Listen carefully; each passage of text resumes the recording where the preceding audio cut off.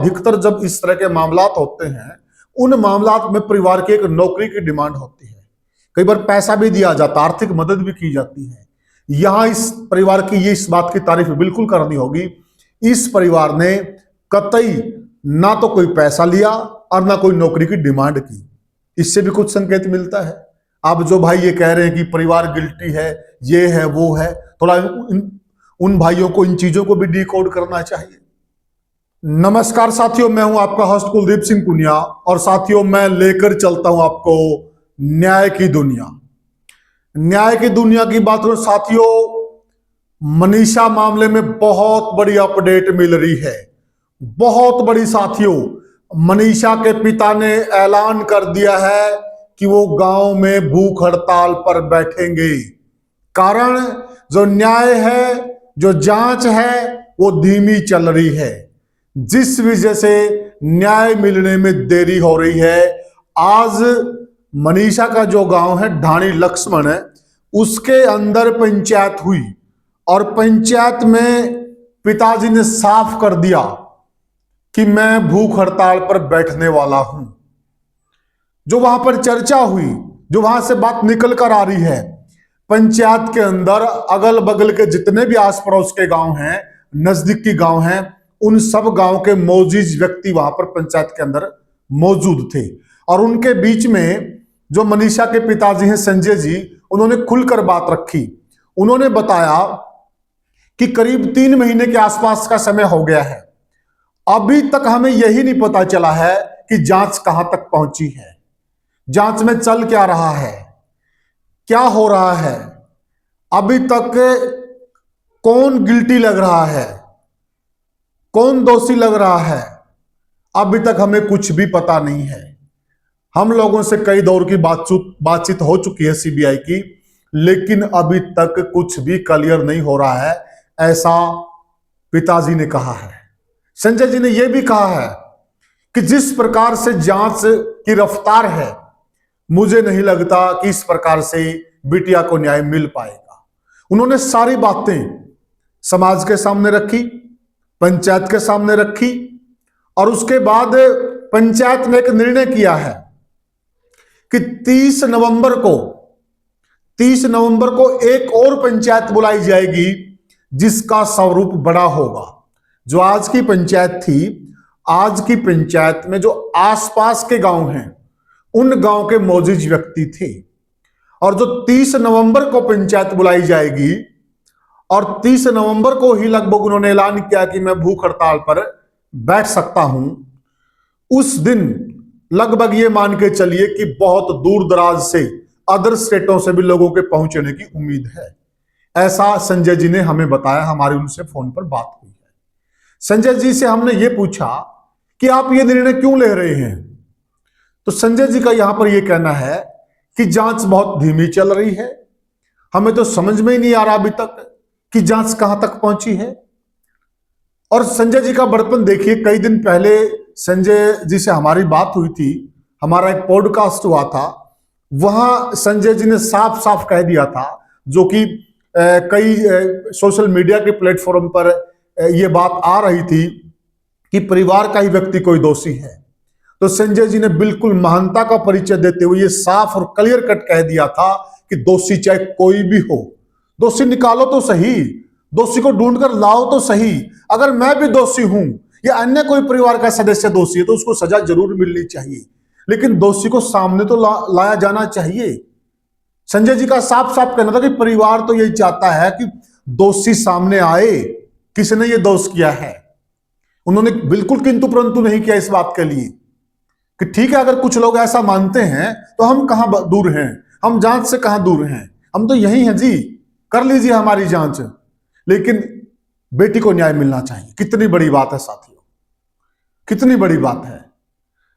संजय जी का और परिवार का साफ साफ ये कहना कि बिटिया को न्याय मिलना चाहिए।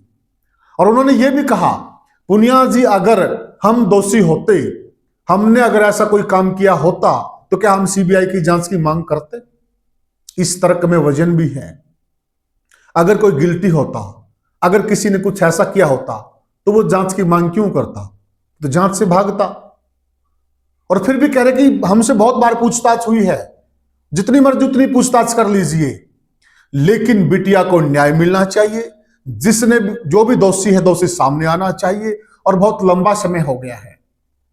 अभी जो सीबीआई के बारे में जो जानकारी संजय जी ने दी है कि सीबीआई की टीम दिल्ली है, अभी वो हरियाणा में नहीं है। तो ये भी जानकारी मिल रही है कि जो राइट मैचिंग की जा रही थी उसकी रिपोर्ट में शायद कोई देरी हो रही है। ऐसा संजय जी ने बताया है कि उस रिपोर्ट में शायद कोई देरी हो रही है। अब किस रिपोर्ट में देरी हो रही है, क्यों हो रही है, क्या कारण, क्या वजह, देखिए तो सीबीआई बता पाएगी और सीबीआई का जांच करने का अपना तरीका है। लेकिन अभी तक सीबीआई ने कभी भी मीडिया में कोई खुल के कोई बात रखी नहीं है। कुछ दिन पहले जब बात हुई थी हमारी संजय जी से, करीब हफ्ता पहले, उस वक्त संजय जी भी ये उम्मीद लगा रहे थे कि हमें लगता है कि सीबीआई नजदीक है, ऐसा वो उम्मीद जाहिर कर रहे थे। और अभी भी उन्होंने नहीं कहा, उन्होंने कहा कि उम्मीद तो हमें सीबीआई से ही है। देश की सबसे बड़ी जांच एजेंसी है और वह जांच कर रही है। जब देश की सबसे बड़ी जांच एजेंसी जांच कर रही हो तो उम्मीद किससे लगाएंगे? उम्मीद तो सीबीआई से ही लगाएंगे। परंतु उनका यह कहना कि बहुत ज्यादा देरी हो रही है और हमें कुछ बता नहीं जा रहा है, चीजें क्लियर नहीं है कि आखिर जांच कहां तक पहुंची है, किस बात को केंद्र में रखकर जांच की जा रही है। कुछ दिन पहले उनका यह कहना था कि हमें यूं लग रहा है कि कॉलेज को केंद्र में रख के जांच की जा रही है। और ये उन्होंने कहा था अगर ऐसा किया जा रहा है तो सही भी है, लेकिन उस बात को भी काफी समय हो गया। उस दिन तो वो ये उम्मीद कर रहे थे शायद 1-2 दिन में सीबीआई की टीम दिल्ली से हरियाणा लौट आएगी, पर नहीं लौटी है। तो आज की जो पंचायत है, आज की पंचायत में संजय जी ने हाथ जोड़कर केवल एक ही बात की है कि मुझे न्याय, न्याय और केवल न्याय चाहिए, मुझे कुछ नहीं चाहिए। और साथियों, आप भी हमेशा ताजा मुद्दों से जुड़े रहते हैं, बहुत सारे दर्शक जागरूक दर्शक हैं। आपने देखा होगा अधिकतर जब इस तरह के मामलात होते हैं, उन मामलात में परिवार की एक नौकरी की डिमांड होती है, कई बार पैसा भी दिया जाता, आर्थिक मदद भी की जाती है। यहां इस परिवार की ये इस बात की तारीफ बिल्कुल करनी होगी, इस परिवार ने कतई ना तो कोई पैसा लिया और ना कोई नौकरी की डिमांड की। इससे भी कुछ संकेत मिलता है। अब जो भाई ये कह रहे हैं कि परिवार गिल्टी है, ये है वो है, थोड़ा उन भाइयों को इन चीजों को भी डिकोड करना चाहिए। एक तो आप ये देखिए कि परिवार किस मुसीबत में है, और फिर कई बार इस तरह की मीडिया रिपोर्ट्स आती हैं तो परिवार को दुख तो पहुंचता है। एक बार खुद को उस जगह पे रख के देखिए, फिर मालूम चलेगा। दूसरी बात, संजय जी ने कहा कि देखिए हम कई दिन से ये सोच रहे थे कि अभी खुलासा होगा, अभी खुलासा होगा, अभी खुलासा होगा, लेकिन अब हमारा भी सब्र का बांध टूट रहा है। और इसलिए इन्होंने भूख हड़ताल का कहा कि हम भूख हड़ताल पे बैठेंगे, इसलिए कहा है। जानकारी यह भी मिल रही है कि पंचायत के अंदर किसान नेता भी शामिल थे, और वहां पर यह भी जानकारी मिल रही कि 30 नवंबर को धरना दिया जाएगा और धरने में परिवार भी बैठेगा और अन्य लोग भी बैठेंगे, सामाजिक लोग भी बैठेंगे और किसान नेता भी बैठेंगे। ये क्लियर हो गया है। धरने में जो लोग हैं वो भूख हड़ताल भी कर सकते हैं, ऐसी भी जानकारी मिल रही है, ऐसे भी समाचार मिल रहे हैं। अगर भूख हड़ताल होती तो धरने का जो स्वरूप है वो बड़ा भी हो सकता है।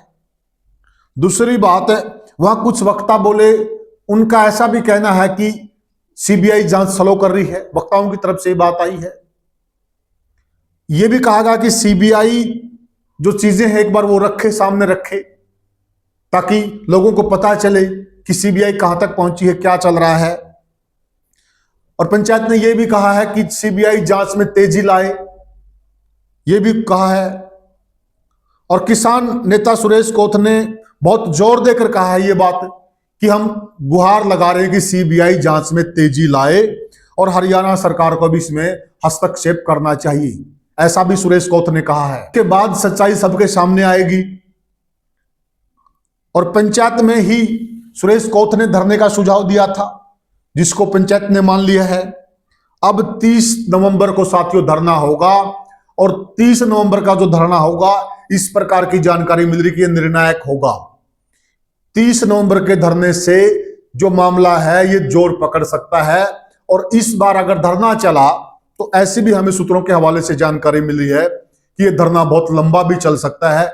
जब तक बिटिया को न्याय नहीं मिलेगा, जब तक जांच रिपोर्ट नहीं आएगी, धरना लंबा चल सकता है। इस बार जो किसान नेता और परिवार वो आर पार के मूड में है, क्योंकि लगातार जो जांच स्लो चल रही है इससे परिवार भी नाखुश है, किसान नेता भी नाखुश हैं, सामाजिक नेता भी नाखुश हैं और जो मोजिज व्यक्ति हैं वो भी नाखुश हैं। सभी का एक सुर में यही कहना है कि जो 30 नवंबर का धरना होगा वो निर्णायक होगा, बहुत बड़ा धरना हो सकता है, पूरे देश भर से लोग इस धरने में आएंगे, ऐसी भी हमें जानकारी मिल रही है। तो साथियों, अभी के लिए ताजा अपडेट हमारे पास ये थी। आगे कोई नई अपडेट मिलती है फिर हम आपसे रूबरू होंगे, फिर जुड़ेंगे। तब तक के लिए राम राम।